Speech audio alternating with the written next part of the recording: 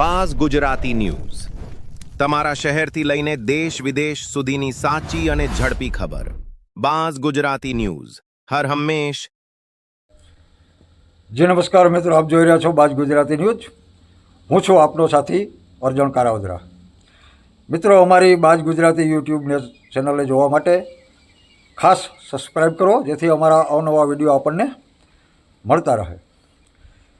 મિત્રો, વાત એવી છે, બરડા વિસ્તારની અંદર જંગલની, ભાણવડ ડિસ્ટ્રિક્ટમાં કિલેશ્વર આજુબાજુ, ઘુમલી આજુબાજુ અવારનવાર જંગલોમાં મોટી આગ લાગતી હોય તો આ કોના કારણે આગ લાગે છે?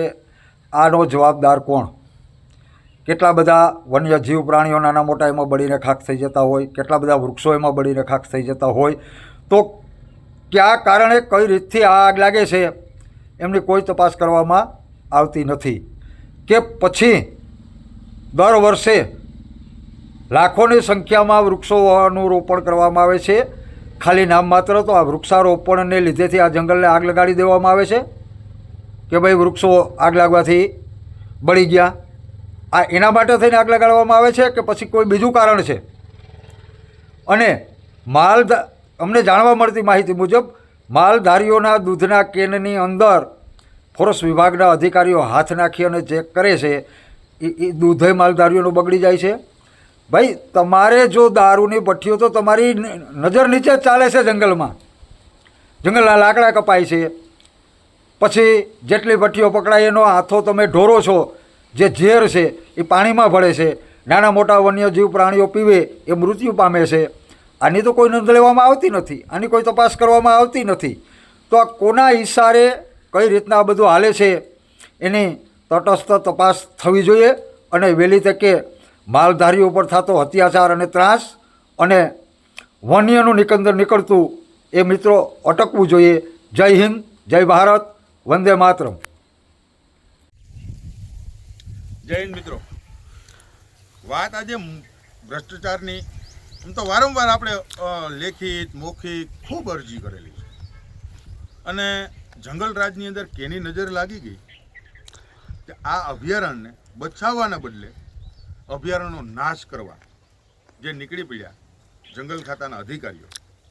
અને આ અધિકારીઓ એના માટે કહું છું કે અધિકારી સિવાય આ સક્સેસ નથી. આ આગ લાગે વારંવાર જંગલની અંદર કોણ લગાડે છે? આ તમે નજરી જો, આ જંગલ ખાતાના અધિકારીઓએ આગ લગાડેલી છે. દેખો, આ દેખાડું ભાઈ, આગ વાળું બધું અહીંથી એક તનખો પડે, આ બધું દેખાડ. આના સામે ઓફિસ છે એ દેખાડજે. હા, હવે દેખાડ.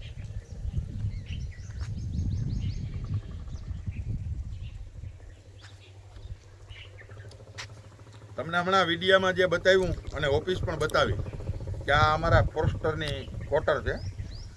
એટલે અમારા આ જે આરએફઓ સાહેબ છે એને ફોન કરીએ તો ફોન પણ ઉપાડી શકતા નથી. કેમ કે એને ફાર છે કે આ લોકો અમને શું પ્રશ્ન કરશે. બરાબર. કારણ કે જો અહીંયાથી આ જંગલ કપાણું, બહુ મોટા વૃક્ષો હતા 50 વર્ષ પહેલાના, એ કાપી અને એ લાકડા બધાએ વેચી નાખ્યા. હા, એટલે આ લોકોને કઈ ભૂખ તો જો ક્યાં ભૂકી? બધી જગ્યાએથી પૈસા જ લેવાના, ખનીજ ખોદવાના પૈસા લઈને ખનીજ ખોદાવો, રેતી ચોરાવો. હવે લાકડા ચોરવાનું ચાલુ કરી દીધું આ જંગલ રાજની અંદર, અને વારંવાર આગ લગાડવાનું તો વારંવાર ચાલુ છે. અવેડા પોઈન્ટ બનાવી અને મોટો ભ્રષ્ટાચાર. આ નજર સામે દેખાય, આ નાના ચકલાઓને પીવાનું છે અને આ મોટા પશુઓ. એટલે આવા અનેક પોઈન્ટ હજી ખાલી પડ્યા છે. અને મેં તમને અમે થોડોક ટાઈમ પહેલાં આપણે મૂક્યો હતો, એ હજી પોઈન્ટ એક ભરાણા નથી.